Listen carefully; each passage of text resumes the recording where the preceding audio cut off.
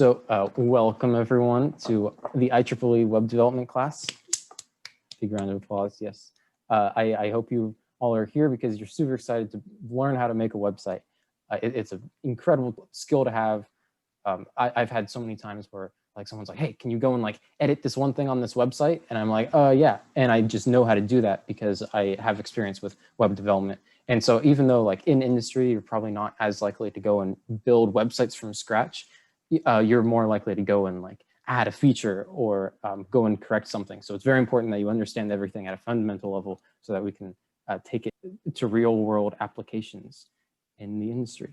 So a quick note, so every lecture will be recorded and posted on the class website. The class website is IEEE.cifferman.dev.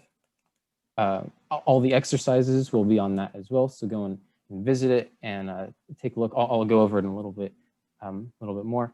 And the way that classes will run is the first third of it will be the lecture that I will post, and then the last 2/3 of it will be breakout rooms and doing whatever exercise I have prepared. And I'll be going around to each breakout room and seeing your progress and giving any tips or whatnot. And if you want specific help, you can say, hey, Ethan, like you can message me on Discord and I'll go and join your breakout room.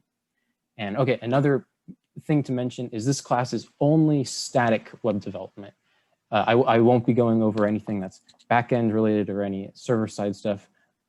You're more than welcome to add that to your website if you know how to do that, but I'm not going to be going over that. This is basically just pure user interface. Like we're just doing like how the page looks and maybe a little bit of interactivity, but we're not doing like any Firebase or any database stuff, which it makes it kind of nice for those who like need an introduction, because if we just go straight into like crazy database stuff, you might miss a little bit. So this is very fundamental class in just HTML and CSS and a little bit of JavaScript, just whatever your website needs. And yeah, and if you don't understand what like databases are, or what like JavaScript or whatever, if you don't understand any of this, basically this class is only going to be about like making this website look really pretty. And that's what this class is on. It's how do we make the website look good? So the first question I want to ask you guys is, what, in your mind, what do you think HTML is? Or go and put it in the chat. Give me a few definitions to work off. A web building tool, hypertext markup language, words that you write that a computer makes a website. That's exactly it. Yeah. So hypertext markup language, that is what HTML stands for. But if we ignore the hypertext part, a markup language, this is not a coding language. We are not doing any fancy conditions. We're not doing any adding, subtracting. All we're doing is we are just writing out the words that are going to appear on the screen. And then we're writing them out in some specific way so that they appear on the screen in a certain way. So that is completely different from like Java, C++. This is just how the website looks. And there's all kinds of markup languages.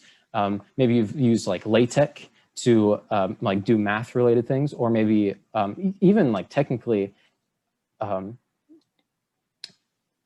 like if you format your notes in a certain way, that's kind of a markup language. If you have like bullet points and then you have like a title, like that's like, okay, whenever I see like a bullet and then notes, that means that my this section of my notes, this is like a small detail. And it's like, okay, small detail, boom. So like markup language, you think, yeah, words that you write that makes a website. You're just writing a bunch of words in some certain way that will make this website just magically appear.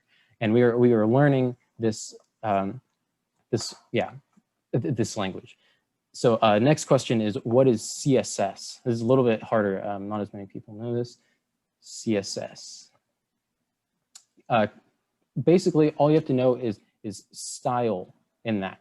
Style. So HTML is building up all of the elements, and it's like formatting like the skeleton of the website. It's like, okay, what do you want to be on the website?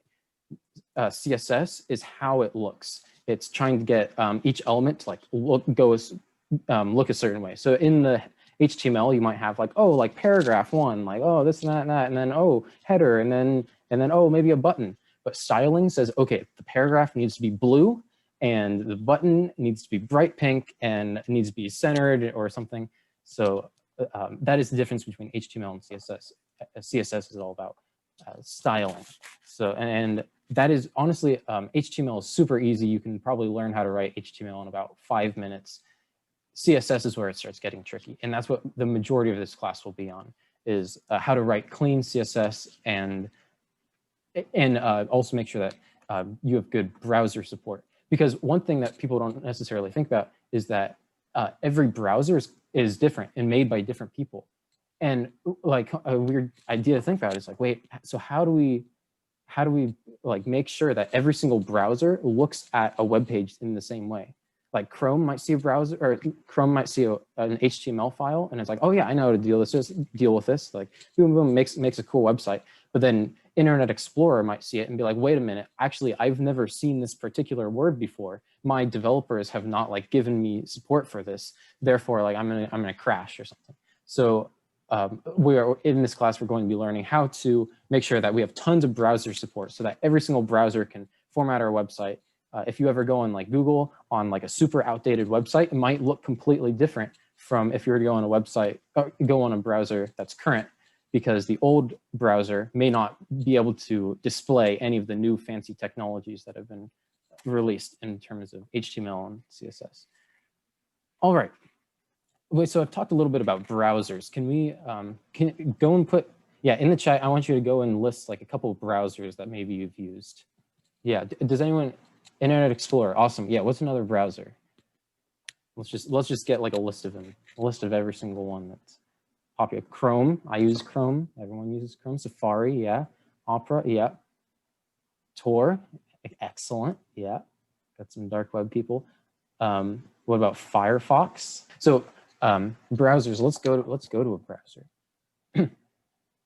So this is a browser. This is Chrome, and I'm on google.com. And let's look at a few things that a browser has. Okay, so a browser really does two important things. It takes in some URL, so like google.com, or even like hello, and then and like this whole, oh, great song. It takes in some URL and somehow spits out this excellent web page. And when you actually start to think about it, a lot of engineering was needed for this. How somehow you go from just like a bunch of characters, like what the heck does this even mean? How is it going from this like garbage to this like gorgeous like Adele page? So but that is really what browsers do, is they take in some URL and they spit out some web page. And but let's try to like de-abstract it a little bit. Let's try to figure out like what the actual steps a browser needs to take are. So a browser, when we type google.com, we are somehow like accessing this page. And wait, okay, let's start from this.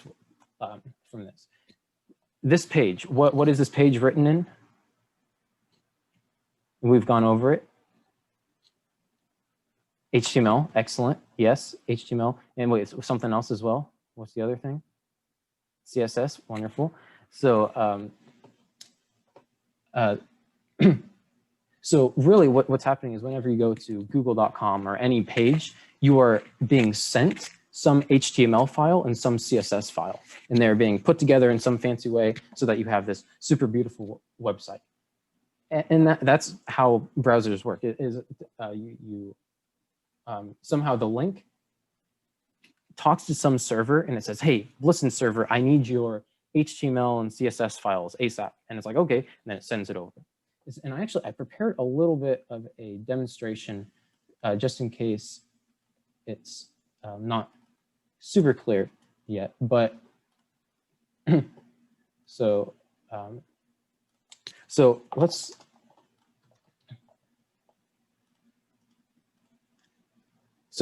on this side, I have my browser. And on this side, let's say this is the entire internet. Okay, excellent. This is the entire internet. Let's log on to the internet. Maybe when we click on this, this is like us plugging in our Ethernet cable into into our router or something. Somehow we are gaining access to the internet. So when we open this internet, we see, oh, it's full of all these servers. And that's what the internet is it's just a collection of servers that are all connected. And when I say connected, I literally mean that there are Ethernet cables that are connecting these big boxes, these big computers that are hundreds of miles apart, or maybe not Ethernet cables, but they could be fiber optic cables, which are super, super fast methods of communication. And so you can imagine that the internet is really just a bunch of different computers called servers that are all connected to each other through these cables.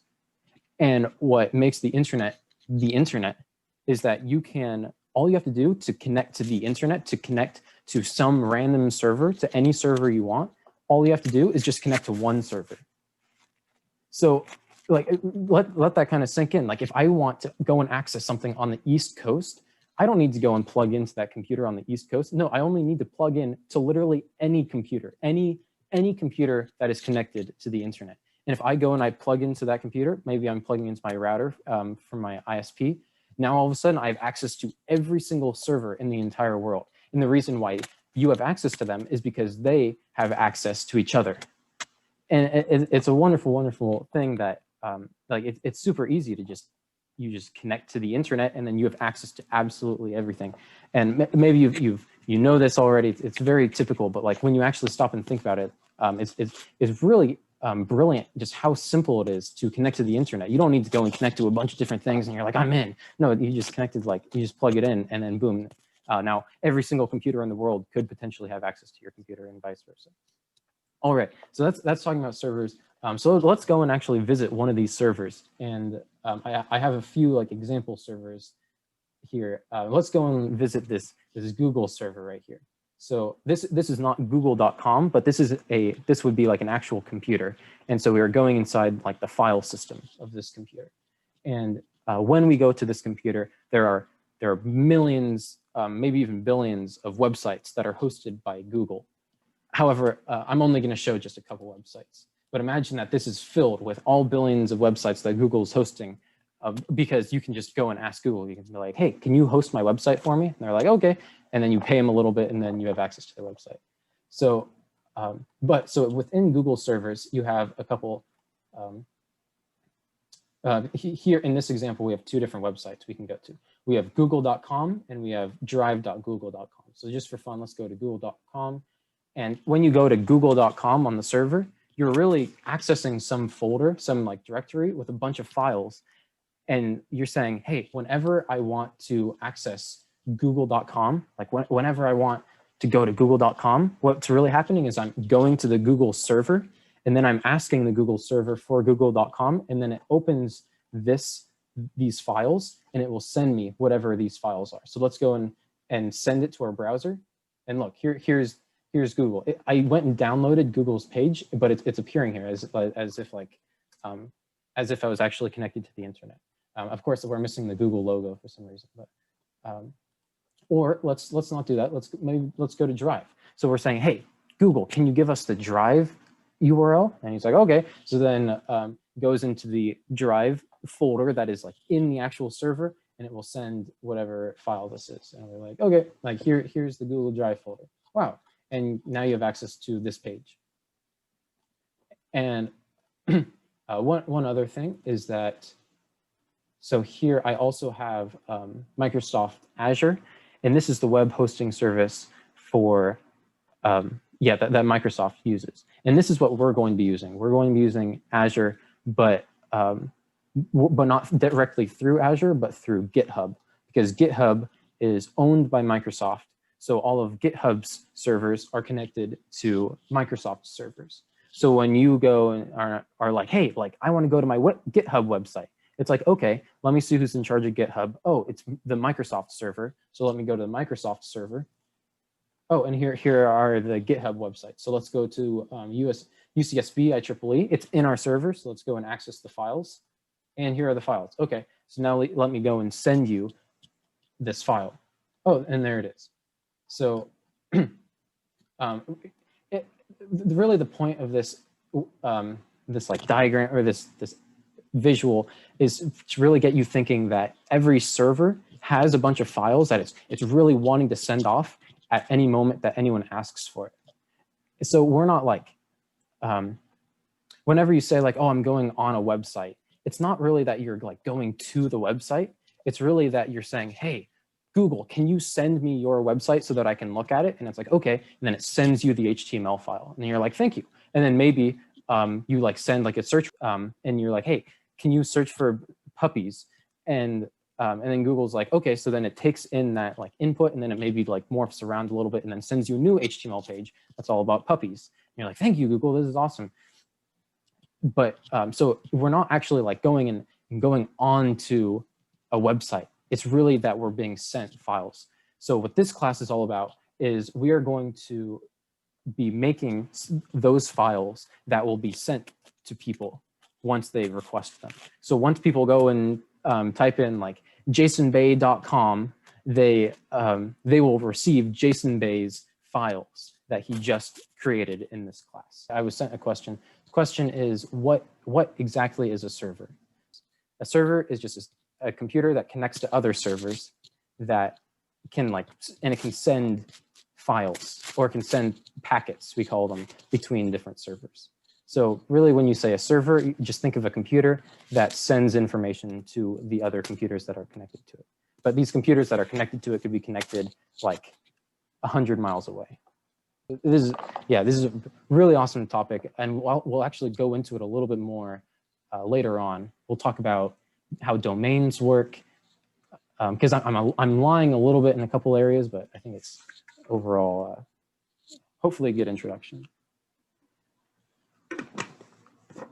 Yes. Yeah, so dynamic parts. So dynamic meaning, so like when you ask for a search, when you do a search on Google, if you're doing sad puppies or puppies, you send that request to Google. You're like, hey, give me puppies. Google will go on, let's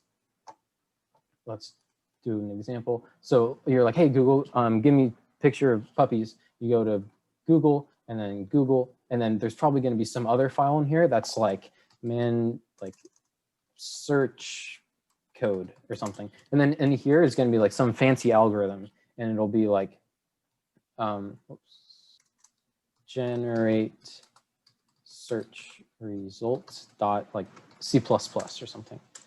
And then it'll like go and run this if whenever you get a result, and then it'll go and generate some HTML file. So if you go and like run this, boom, boom, boom, boom. Okay, I ran it, awesome. Wow, now what comes out? A search.html.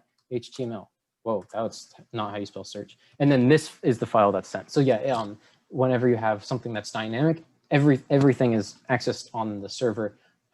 And we're not going into like how it actually works, but there's a lot of different ways of making it so that you can ask for the server to do something for you, and then it'll always end up spitting out an HTML file in the end. Okay, I hope that was clear for everyone, because it's kind of fun stuff.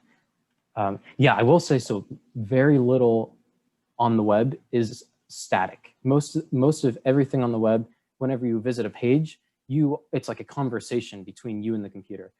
All of these examples has been, all right, like give me pictures of this, and then Google sends you that. However, it's really like, all right, I want to start a conversation with you. I want to go on this page. And then Google's like, okay, here's this. And then you're like, okay, this is what I want. I want to send an email. And it's like, okay, let me send an email for you. So then it goes in this. And it's like, okay, here, I sent the email. And it's actually like a conversation. And that's called TCP or UDP. But we will not talk about that. All right. Excellent. I think that's basically it. I think it's time to start the exercise. So let me show you the class website. So here is the class website. I built this on with just HTML and CSS. I didn't use any templates. I'm expecting this is going to be something similar to what the level that you guys will be making. And what you should all do before you leave today is we want to make a website. You should be able to have your website up at whatever your GitHub username is, .github.io. So for example, like I can go to e4tham.github.io, and then it will open up my personal website. Or I can go to like kermitnack.github.io, and I can hit enter. Someone has kermitnack as their GitHub username, and and then it shows a picture of Kermit. So yeah, so that's step one. And then if you are on a team, then I hope that you can make a GitHub organization. I have a link of like how to do that. So all of this is going to be described in these steps. You'll have to like go and follow the tutorials. I figure it's better to follow the tutorials than just listen to me talk about it, because most of these people are better explaining things than I am. So, and then lastly, if you have a team, you should go and then make a website also for your organization, .github.io. And also, if you're in a group, you should decide on your team's project. And I'm going to be going around to each group, and I'll be like discussing like what project you want to work on. If you are working alone, then you're still going to be in a breakout room today, but maybe you can like talk with the other people in your breakout room and say like, hey, like this is what I'm thinking of having my project be. And then like, yeah, what do you think? Or like, what are you going to do? So have a discussion, meet the people in your group. If you've never met the people on your team, then perfect opportunity to meet people on your team. And if you're feeling really frisky, then you can go and get a head start on next week, which is when we're actually going to start doing HTML and CSS. But this week is mainly just getting familiar with using GitHub and GitHub Desktop and meeting your team. All right. I think that is all. If you didn't get any of that, don't even worry. Just go to this link.